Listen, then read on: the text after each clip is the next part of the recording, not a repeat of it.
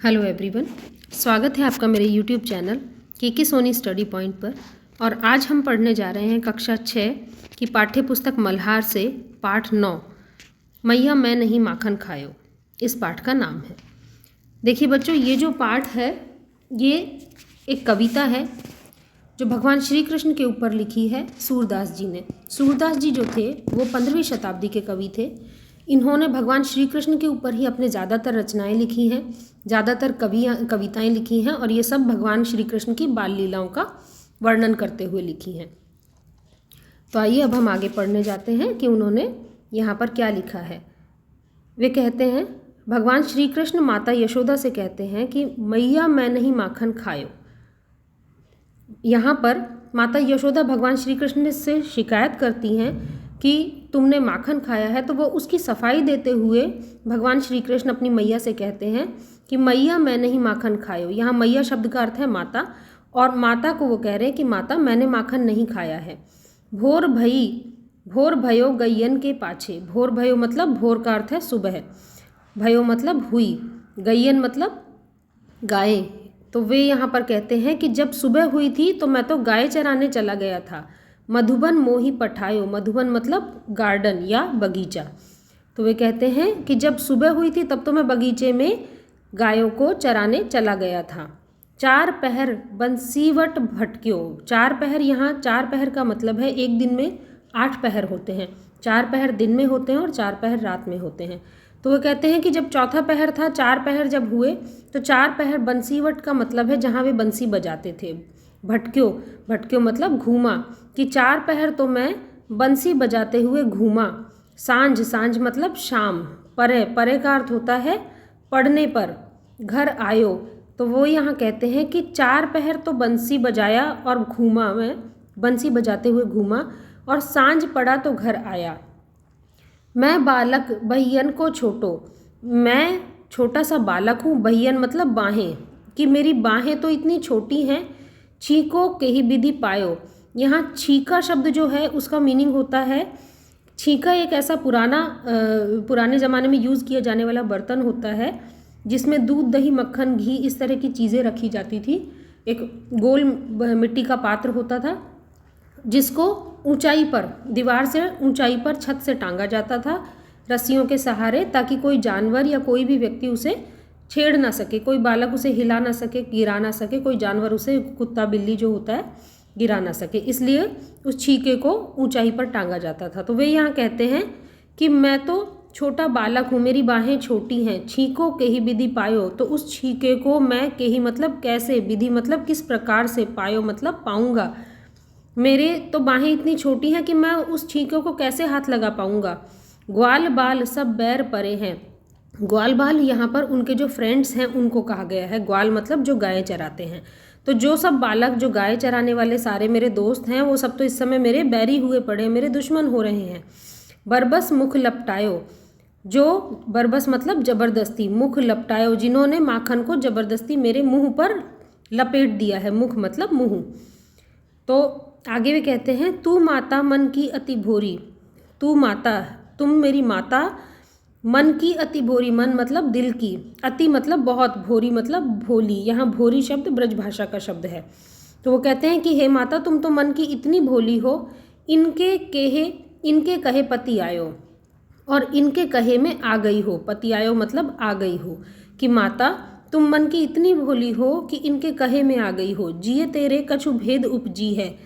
आगे वे अपनी नाराज़गी जताते हुए अपनी माता से कहते हैं, जिये मतलब जिये हृदय, तुम्हारे दिल में, कछु कुछ, भेद मतलब संदेह, उपजी है कुछ ना कुछ संदेह पैदा हुआ है तुम्हारे दिल में।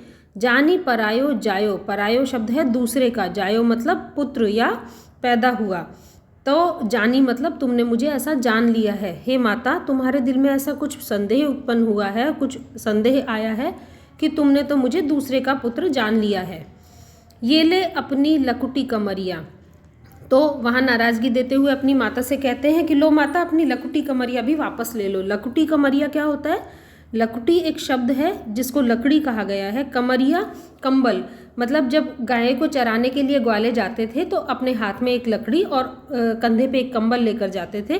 तो वे भी नाराज़ होकर अपनी माँ से कहते हैं कि लो माँ, मैं गाय चरा कर आया हूँ, अपनी लकुटी कमरिया वापस ले लो। बहुत ही नाच नचायो, बहुत ही मतलब बहुत नाच नचायो, तुमने मुझे बहुत नाच नचा लिया है।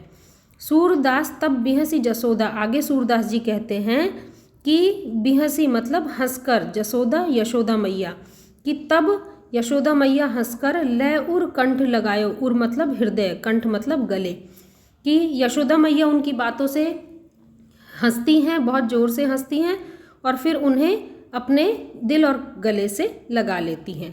इस प्रकार यहाँ पर सूरदास जी भगवान श्री कृष्ण के बाल रूप का वर्णन करते हुए कहते हैं कि भगवान श्री कृष्ण अपनी माता को अपनी सफाई देते हुए कि माँ मैंने माखन नहीं खाया है, उसके बारे में वो किस तरह से अपनी सफाई देते हैं और कहते हैं कि माँ मैंने माखन नहीं खाया है।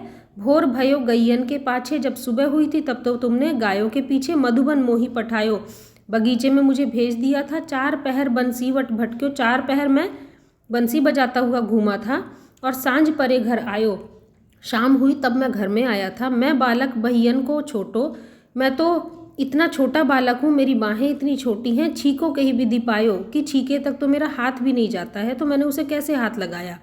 ग्वाल बाल सब बैर परे हैं, ये जो ग्वाल बाल जो है ना, छोटे छोटे बालक हैं, ये सब मेरे बैरी हो रहे हैं। बरबस मुख लपटायो, इन्होंने ज़बरदस्ती मेरे मुंह पर माखन लगा दिया है, क्योंकि भगवान कृष्ण के मुंह पर माखन लगा हुआ होता था। तो माता उन्हें पकड़ लेती थी कि तुमने माखन खाया, तो वो अपनी सफाई कैसे देते थे।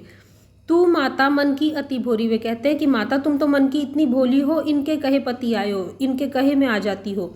जिए तेरे कछु भेद उपजी है, जानी परायो जायो, अगर तुम्हारे मन में मेरे लिए कुछ संदेह है और मुझे अपना इतना पराया जान लिया है, तो ये लो अपनी लकुटी कमरिया बहुत ही नाच नचायो। तो अपनी लकुटी कमरिया, अपनी लकड़ी और कंबल ले लो, क्योंकि तुमने मुझे बहुत ही नाच नचा लिया है। और तब सूरदास जी कहते हैं कि अंतिम पंक्तियों में कि सूरदास तब बिहसी जसोदा लय उर कंठ लगायो, कि यशोदा मैया हंसती हैं और हंस के उन्हें अपने दिल से और अपने गले से लगा लेती हैं। इस प्रकार बच्चों, मुझे लगता है कि आपको मेरा ये वीडियो पसंद आया होगा, क्योंकि मैंने इसे बहुत अच्छे से समझाया है। और आगे हम इनमें कवि का परिचय जान लेते हैं। यहाँ हम कवि से परिचय पढ़ेंगे। तो ये लिखते हैं कि आपने जो रचना अभी पढ़ी है वह सूरदास द्वारा रचित है। माना जाता है कि उनका जन्म 15वीं शताब्दी में हुआ था। यहाँ पे वही बात जो अभी मैंने आपको ऊपर बताया था कि सूरदास जी 15वीं शताब्दी के कवि माने जाते हैं। इनका एग्जैक्ट समय और एग्जैक्ट टाइम नहीं पता, क्योंकि पुराने ज़माने में इतनी सारी चीज़ें नहीं पता कर पाए, लेकिन लगभग 15वीं शताब्दी में इनका जन्म माना जाता है। सूरदास जी ने अपना अधिकांश जीवन मथुरा और गोवर्धन सहित ब्रज के क्षेत्रों में श्री कृष्ण के गुणगान में भजन गाते हुए बिताया। उनकी रचनाएं ब्रज भाषा में उपलब्ध हैं। ये रचनाएं इतनी सुंदर हैं कि आज भी लोगों के बीच बहुत प्रचलित हैं।